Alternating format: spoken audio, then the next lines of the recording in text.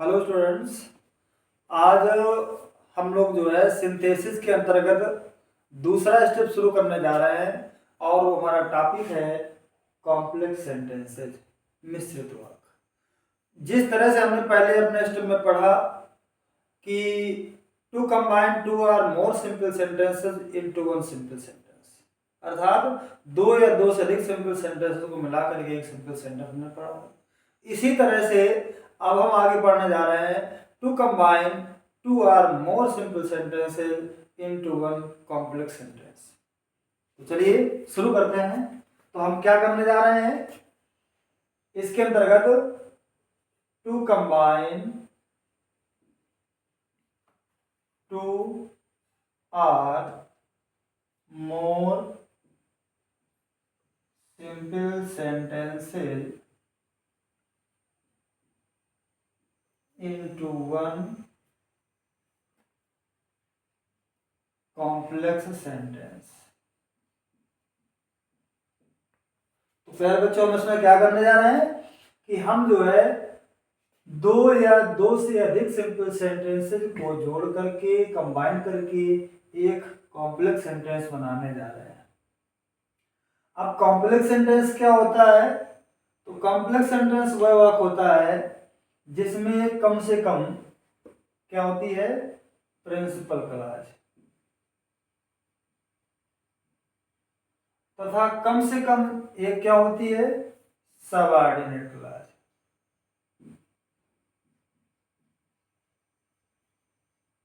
एक होती है प्रिंसिपल क्लॉज और एक होती है सबऑर्डिनेट क्लॉज।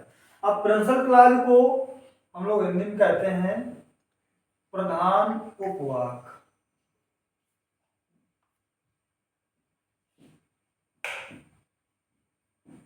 और सबऑर्डिनेट को क्या कहते हैं, आश्रित उपवाक्य।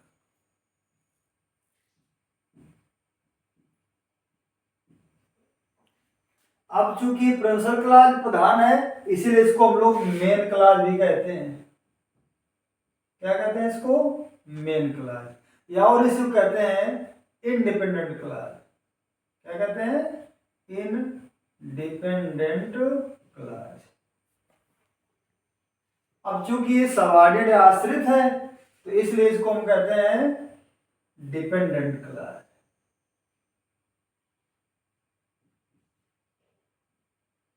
ये तो हमारा हो गया कि कॉम्प्लेक्स सेंटेंस किसे कहते हैं। तो भाई कॉम्प्लेक्स सेंटेंस वह वाक्य होता है जिसमें एक प्रिंसिपल क्लॉज होता है तथा कम से कम एक सबऑर्डिनेट क्लॉज होता है। तो अभी आपके मन में ये प्रश्न उठ रहा होगा कि यार ये क्लॉज क्या होता है, क्लॉज किसे कहते हैं? तो भाई क्लॉज को हम हिंदी में करें उपवाक्य, तो वाक्य नहीं है बल्कि क्या है, वाक्य का भाग है। तो हम यूं कह सकते हैं कि ये सेंटेंस का वो भाग होता है जिसका एक अपना सब्जेक्ट और फाइनाइट वर्ब होती है, उसे हम क्या कहते हैं, क्लॉज कहते हैं। अब इसका कभी जो है सेंस कंप्लीट भी हो सकता है और कभी सेंस इनकम्प्लीट भी हो सकता है। जैसे कंप्लीट कब हो सकता है? जब वो इंडिपेंडेंट क्लॉज हो, अर्थात जब वो प्रिंसिपल क्लॉज होगा। क्योंकि प्रिंसिपल क्लॉज वाक्य का वह भाग होता है जो कि अपना पूरा भाव व्यक्त करने के लिए किसी दूसरे पर निर्भर नहीं रहता है, बल्कि वो पूरा भाव स्वयं व्यक्त करता है। ठीक। अब उसी का उल्टा, तो ये तो हमारा हो गया प्रिंसिपल क्लॉज। क्या हो गया कि ये हमारा जो है इंडिपेंडेंट क्लॉज है, अर्थात इसका जो है पूरा पूरा भाव व्यक्त होता है। ठीक। अब आया बात सबऑर्डिनेट क्लॉज। तो ये भाई वाक्य का वह भाग होता है जो कि अपना पूरा भाव व्यक्त करने के लिए अपने प्रिंसिपल क्लॉज पर निर्भर रहता है, और जब ये निर्भर है तो इसका पूरा भाव व्यक्त होगा नहीं, इसलिए इसको दूसरा नाम दिया गया डिपेंडेंट क्लॉज। तो हमने क्या कहा कि क्लॉज वह भाग होता है वाक्य का जिसका एक निश्चित अर्थ हो भी सकता है और नहीं भी हो सकता है। जब प्रिंसिपल क्लॉज का कार्य करेगा क्लॉज तो उसका अर्थ निश्चित हो जाएगा, भाव निश्चित हो जाएगा, स्पष्ट हो जाएगा।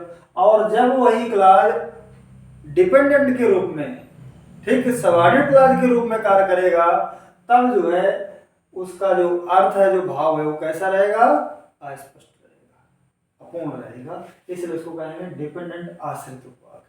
तो अभी इतनी बात समझ में आ गई कॉम्प्लेक्स सेंटेंस कैसे करते हैं, और कॉम्प्लेक्स सेंटेंस में एक प्रोसेस क्लॉज होता है और एक कम से कम सबऑर्डिनेट क्लॉज होता है। ये तो हुआ। अब इसके आगे चलते हैं। तो अब कह रहा है जो हमारा सबऑर्डिनेट क्लॉज है, प्रिंसिपल क्लॉज तो प्रिंसिपल क्लॉज है, लेकिन जो सबऑर्डिनेट क्लॉज है वो हमारा क्या प्रकार का होता है, 3 प्रकार का। तो हम यूं कह सकते हैं कि सबऑर्डिनेट क्लॉज तीन प्रकार की होती है।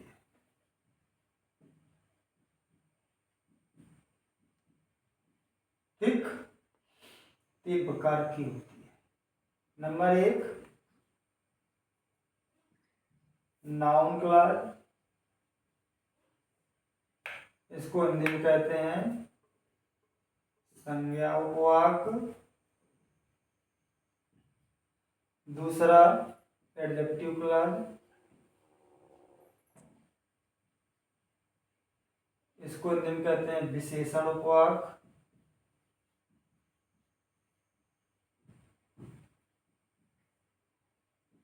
और तीसरा है एडवर्ब क्लॉज, इसको हिंदी में कहते हैं क्रिया विशेषण उपवाक।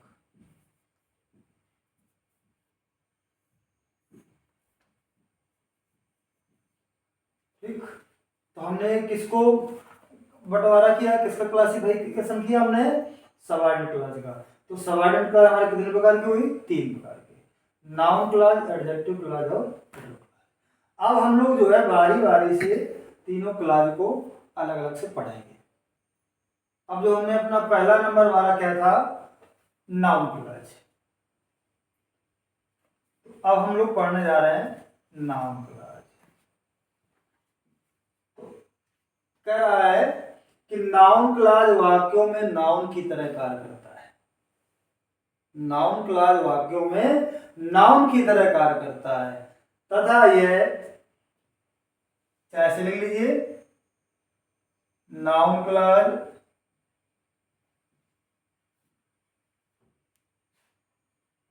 वाक्यों में नाउन की ही तरह कार्य करता है।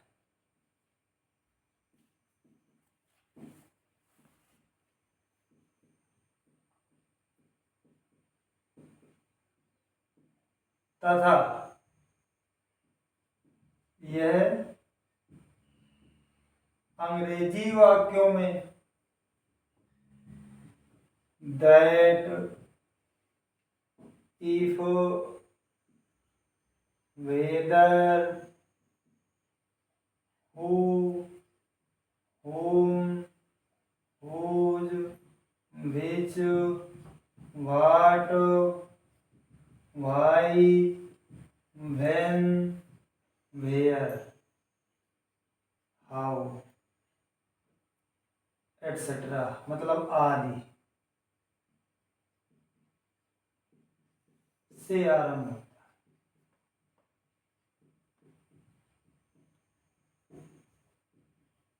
ठीक, जबकि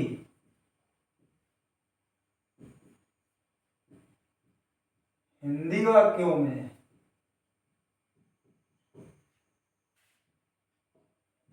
यह अर्थात नाउन क्लॉज, यह अर्थात नाउन क्लॉज की शब्द से आरंभ होता है।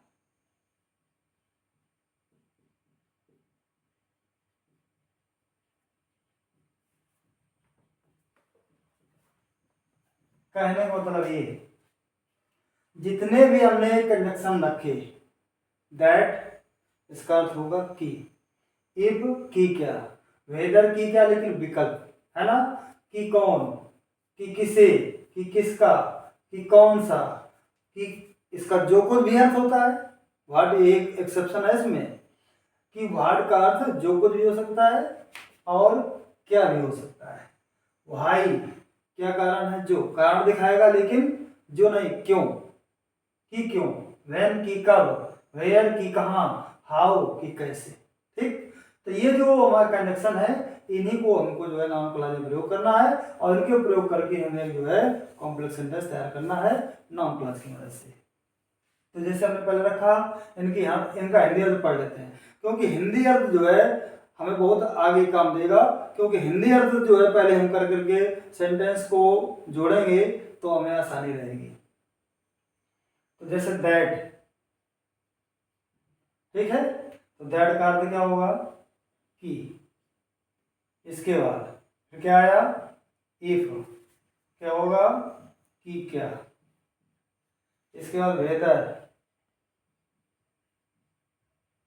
इसका भी हिंदी अर्थ क्या होगा कि क्या, लेकिन ये विकल्प है और इसमें विकल्प नहीं। फिर इसके बाद फिर आया क्या, हु, कि किसने। फिर क्या आया, whom, कि किसे या किसको, किसे भी हो सकता है, किसको भी हो सकता है। फिर आया whose, कि किसका। फिर आया which, कि कौन सा या कि किस। फिर आया वाट, वाट का अर्थ होगा जो कुछ, या वाट का एक अर्थ और क्या होगा कि क्या।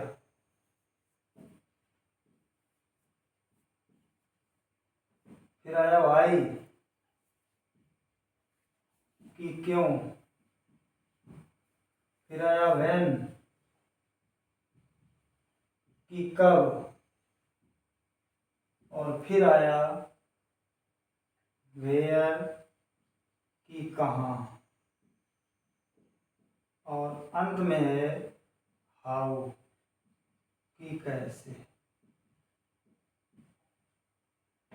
ये है, तो यही हमको कनेक्शन प्रूव करना है। तो नाउन क्लॉज जो हमारी जो है किससे आरंभ होगी, इनसे। किससे, that, if, whether, who, whom, whose, which, what, why, when और वेयर, हाउ।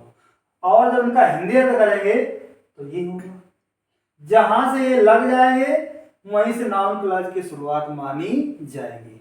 ये आपको बिल्कुल कंफर्म कर लेना है कि जहां से that, if, whether, who, whom, whose, which, what, why, when, where, how आदि लग जाते हैं, वहीं से जो है हमारी कौन सी क्लॉज मानी जाती है, नाउन क्लॉज की।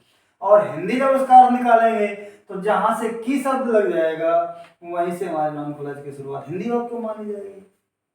ये हो गया हमारा।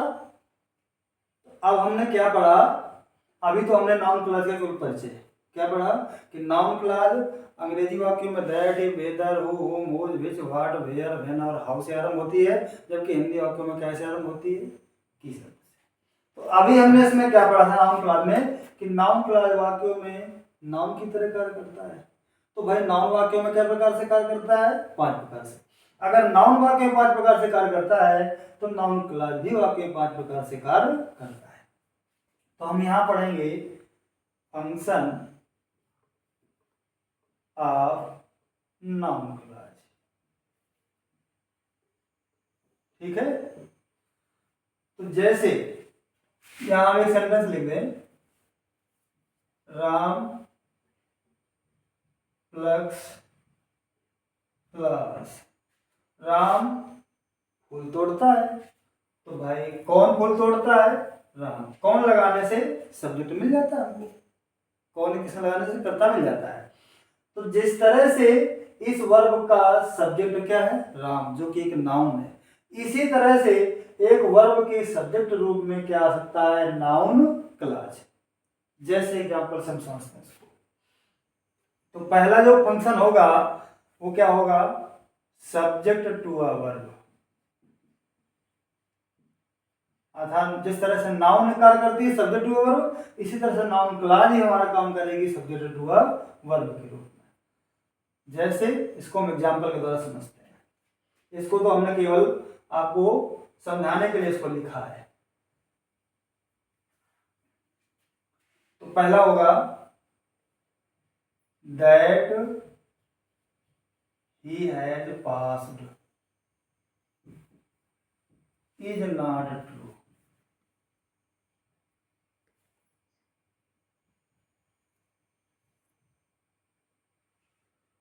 अब देखिए जहां से करा यहां से दैट लग गया, ये हमारा इतना भाग कौन सा हो गया, नाउन क्लॉज।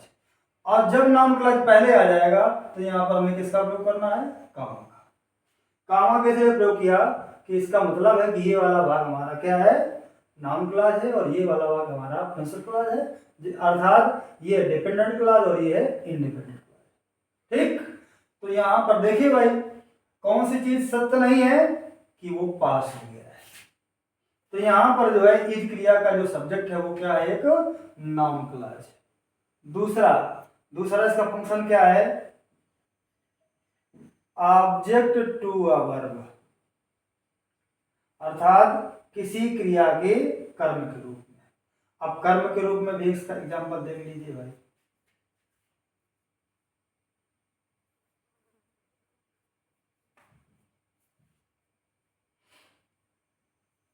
अब क्या कर रहा है कि किसी वर्ब के ऑब्जेक्ट के रूप में काम करना है, ये तो कर रहा है।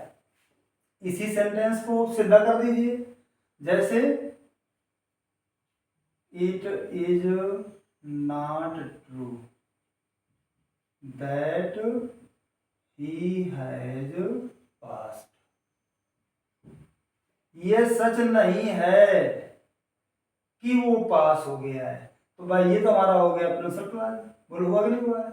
इधर का जो भाग हो गया ये कौन सा हो गया, नाउन क्लॉज। जहां से वो लग जाएगा ये वही तो नाउन क्लॉज है ना। तो ये हो गया प्रिंसिपल क्लॉज और ये हो गया नाउन क्लॉज। अब यहाँ हम पूछ लेते हैं कि नाउन क्लॉज भाई क्या काम कर रहा है। तो ऑब्जेक्ट हमें कैसे मिलता है, वर्ब के पहले आप किसे क्या लगा रहे पूछिए, उत्तर जो मिलेगा ऑब्जेक्ट होगा। तो भाई पूछ लेते हैं इज नॉट ट्रू, भाई क्या सच नहीं है कि वो पास हो गया, क्या सच नहीं है कि वो पास हो गया। तो इसका मतलब है कि ये जो हमारा भाग है ये है नाउन क्लॉज, और यहाँ पर ये जो भाग है इस वर्ब के ऑब्जेक्ट के रूप में आता है। तीसरा है ऑब्जेक्ट टू अ प्रीपोजिशन,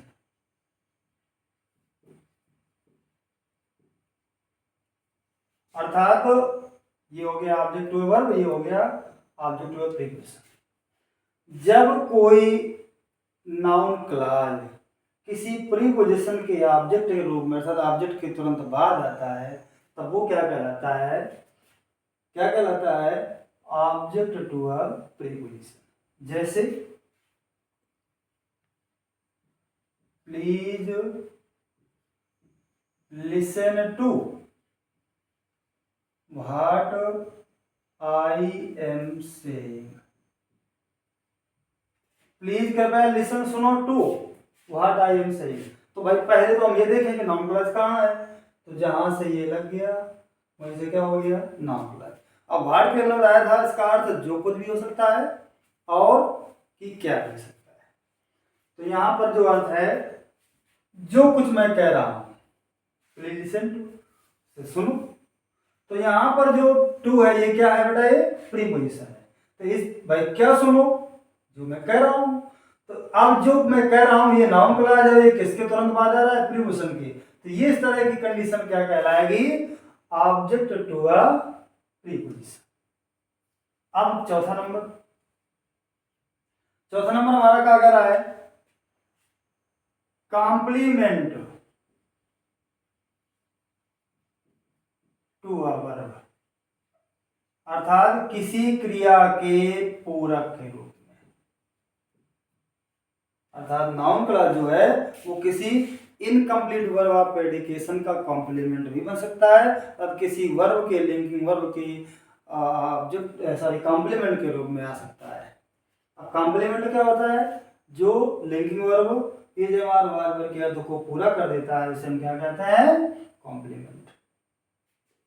जैसे द न्यूज इज, खबर है, ये खबर ये है, दैट ही हैज फेल्ड, कि वो असफल हो गया है। तो अब देखिए नाउन क्लॉज हमारा कहां शुरू हुआ, ये भाग हमारा हो गया नाउन क्लॉज, हो गया इधर का हो गया प्रिंसिपल क्लॉज। तो अब हम देख रहे हैं जहां से नाउन क्लास शुरू हुआ वो किसके बाद आया है, इज। और जो एक इज क्रिया हमारे किस रूप में आया हुई है, लिखित रूप में। जैसे खबर है, खबर है, खबर है।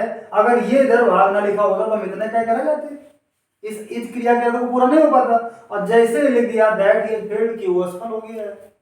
तो इसने इस क्रिया के को पूरा कर दिया, इसलिए ये क्या हो गया, इस वर्ब का कॉम्प्लीमेंट हो गया। अब पांचवा नंबर आता है case in apposition to a noun. मतलब किसी नाउन के अपोजिशन, अपोजिशन मतलब साइड बाय साइड। तो क्या होता है अपोजिशन, कि जब कोई नाउन किसी दूसरे नाउन के बाद आकर के उसका वर्णन करे और दोनों से एक ही व्यक्ति या वस्तु प्रकट हो, तो वर्णन करने वाले नाउन को पहले नाउन के अपोजिशन में रख देते हैं, मतलब बगल में रख देते हैं। तो जैसे हम एक नाउन को दूसरे नाउन के बगल में रखते हैं, वैसे ही यहाँ पर हम रखने जा रहे हैं एक नाउन के बगल में दूसरा नाउन क्लास, क्योंकि नाउन क्लास ये तो फंक्शन पढ़ रहे हैं। जैसे द पेन, द पेन, तो करा है द पेन, द पेन ना करके हम यहां कर दें द न्यूज दैट। अब देखिए जिसको ऑपोजिशन में रखा था उसको दो काम में रखे हैं, तो एक काम लगा दें the news that he has failed, हो गया बीच में। अब जो बचा प्रश्न पद का आधा भाग उसको रख दें इज नॉट ट्रू,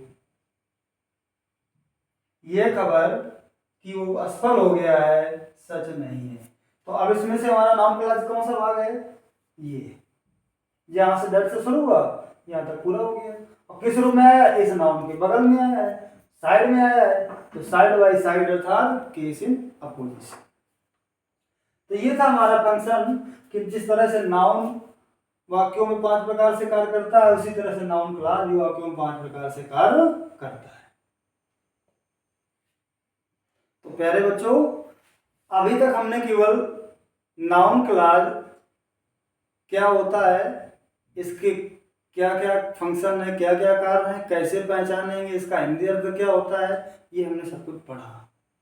और अब जो है वीडियो हमारा जो ज़्यादा लेंदी ना हो, इसलिए अब हम जो है अगले वीडियो में how to combine with the help of noun clause, कि मतलब किस तरह से हम दो या दो से अधिक सिंपल सेंटेंसेस को नाउन क्लास की मदद से जोड़ करके कॉम्प्लेक्स सेंटेंस बनाएंगे। इसको हम अपने अगले वीडियो में पढ़ेंगे। और आज का जो हमारा टॉपिक रहा है वो आपके लिए बड़ा ही इस आधार पर अच्छा रहा है, महत्वपूर्ण रहा है कि आप जब तक इसको ना पढ़ पाएंगे तब तक आपको आगे नाउन क्लास की मदद से जोड़ना ना आएगा। तो आप इसको पढ़ें और अगले वीडियो के लिए हमारा वेट करें। और आज का वीडियो अच्छा रहा होगा, आपको पसंद आया होगा, तो अगर पसंद आया हो तो इसको लाइक और सब्सक्राइब ना भूलें। Thanks for watching.